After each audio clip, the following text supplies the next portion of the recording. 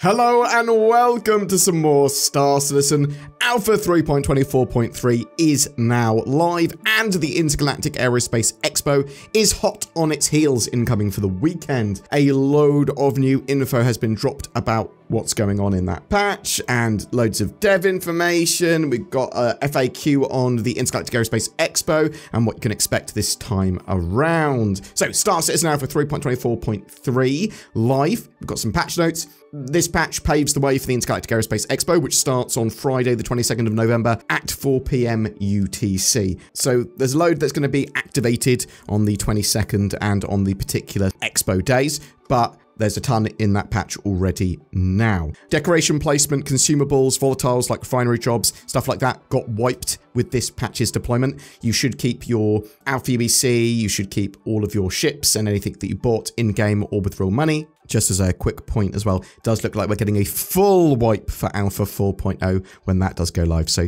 bear that in mind. What have they added with this patch? The RSI Polaris, that big torpedo corvette. I also want to say here that people that have bought a Nautilus, Perseus, a Javelin, Kraken, and Kraken Privateer, you will be getting a Polaris as the loaner ship for those ships. Also, CIG have now updated the Idris to have a Polaris as the loaner as well. So if you've got an Idris, P or M or whatever, you'll also be getting a Polaris. CIG had seemingly missed it out of the first pass of the loaner matrix update, but they've now done it properly. Captain's quarters on the Polaris is unfinished currently. So the door for the captain's quarters is locked and the room isn't there until it's ready.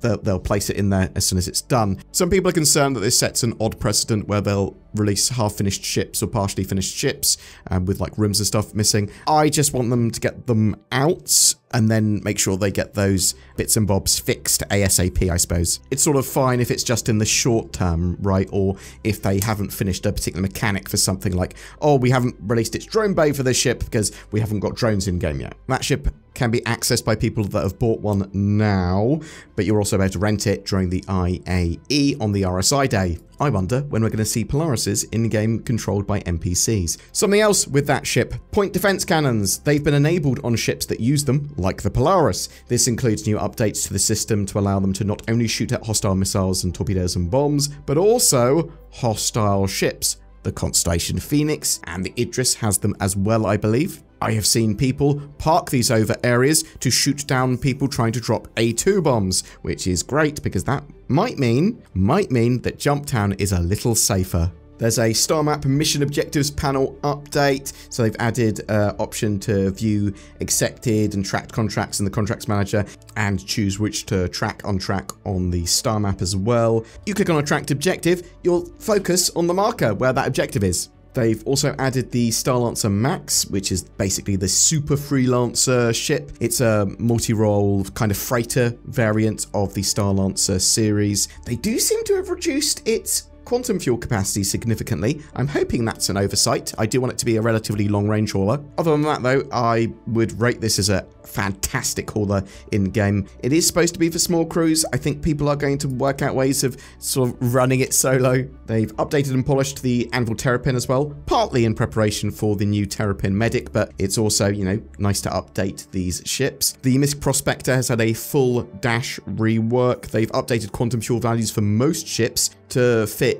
designated archetypes and ranges. This will increase some while decreasing others. So I haven't had a look at all ships here. I suspect that this is going to cause a little bit of annoyance in the community because some ships will be set at weird values, at least something I'd consider weird. They've temporarily muted Annunciator panel audio until a proper fix for the looped audio is in, and tweaked a load of the Annunciators on MISC ships. Vehicle MFDs have had their layouts improved on the target status screen to reduce overlaps. They've made slight adjustments to flight tuning for the Mirai Fury and Aegis Saber, Firebird and Peregrine. Bombs now inherit the hostility of the launch entity. AI and PDCs, the point defense cannons, can now detect hostile bombs. They've added rentable ships in Arena Commander with the Saber Firebird, Anvil Hornets Mark II and Urza Medivac. Full screen mode has been adjusted to work more like full screen borderless and should be working much better with DSR, DLSS and Vulcan. They've added the GPU frame time graph console command. They made further server, ship, physics, and networking performance optimizations. They've added new logic to trigger ship destruction if physics thresholds are exceeded. So this should help with ships vibrating and intersecting for long periods, causing large physics performance hits on the servers. 3.24.3 contains dozens of other fixes for bugs encountered in 3.24.2, as well as client and server stability updates, lots. They've made performance polish and improvements to rendered texture tech, weapon particle GPU FX, entity spawner reliability, and server physics entity rotation. There are still some annoying intermittent known issues, some of which were players clipping through ship's geometry upon respawning in a med bay, party markers not being visible to other party members, which is really annoying, unable to pull components from their sockets. Lorville Metro Center trams can have pretty major issues kicking players out of them. Shipping and delivery kiosk Covlex screens get stuck on please stand by sometimes. So yeah, a lot of stuff they're trying to fix there. The Safe Stanton Phase 3 mission, along with the previous phases, are now out in 3.24.3 as well. So stolen Idris Corvette, along with a small cadre of ships, has been spotted causing mayhem in several locations, causing impromptu space battles and major disruptions as local security forces and civilian militia alike rush to combat the menace. Get involved with that event before it's gone when 4.0 launches to live later this year, hopefully. Also, if you complete all the phases before 4.0 launches, you get yourself some permanent pyro laser repeaters. The Intergalactic Aerospace Expo is nearly upon us. It starts this Friday at 4 PM UTC. There's a new trailer CIG have released going over the basics, but also there's a free fly starting at 4 PM UTC, and at 4 PM each day, new expo halls are going to turn up with new manufacturers. Everyone will get a Drake cutter to use, I believe, to try out, because it's a free fly event at the same time. You get a ship to use in the sort of meantime, but you can rent any of the new ships at the expo hall each day at New Babbage on Microtech. Hold F over a highlighted ship to rent it for 48 hours. Anyone that visits the expo hall on 5 separate days throughout the event will receive a Spectrum Forum badge to commemorate this year's event. If you are looking to pick up limited hulls, some of the ships that are sold in limited quantities, on day 2 of the IAE, the 23rd of November, you've got the Idris and the Javelin. On the 24th, you've got the Miscall E. On the 26th, you've got the Constellation Phoenix. 27th, you've got the Pioneer. The 28th, you've got the Kraken and Privateer. And on the 29th, you've got the 890 Jump. They're going to be sold on 3 waves on their particular manufacturer days at 4 PM UTC, midnight, and then 8 AM UTC. The F8 Lightning will be available to buy for people that have put in a golden ticket previously.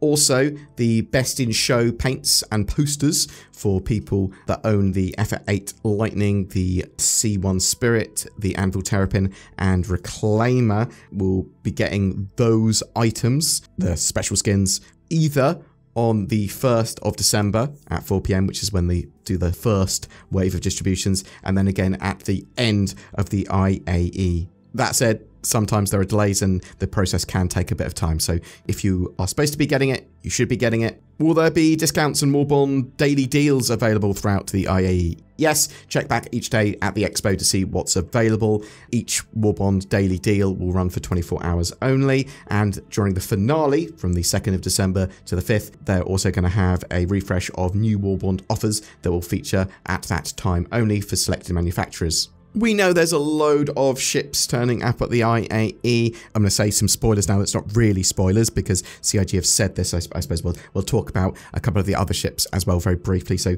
close your ear holes if you don't want to know this. They're going to be releasing the Terrapin Medic, potentially the Mirai Guardian. There's rumors of a big gunship turning up. We have the new variants of the Hornet Mark II, the Ghost and the Tracker. I say new variants, the sort of Mark II versions of the Mark I variants. And obviously, you'll be able to rent the Polaris and the Starlancer Max and pretty much everything else that's flyable at the Expo Hall as well throughout the IAE. I'm super excited. I'm interested to know, is there anything in particular that you want to pick up? Have you been playing 3.24.3 since it's gone live?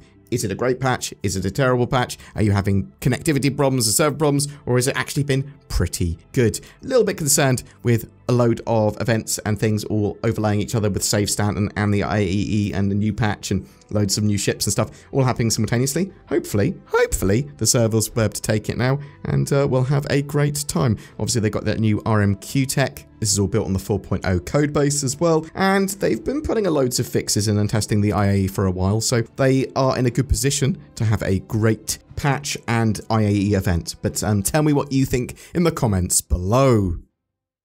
Have you used your brain thoughts to think about getting a Tobii eye tracker for your eyes for Star Citizen? It gives you natively supported high precision head and eye tracking in-game for unparalleled immersion. And they're on sale, 20% off at the moment until the 3rd of December. Use the links below to get that fabulous offer, or go to tobii.gg/BoredGamer.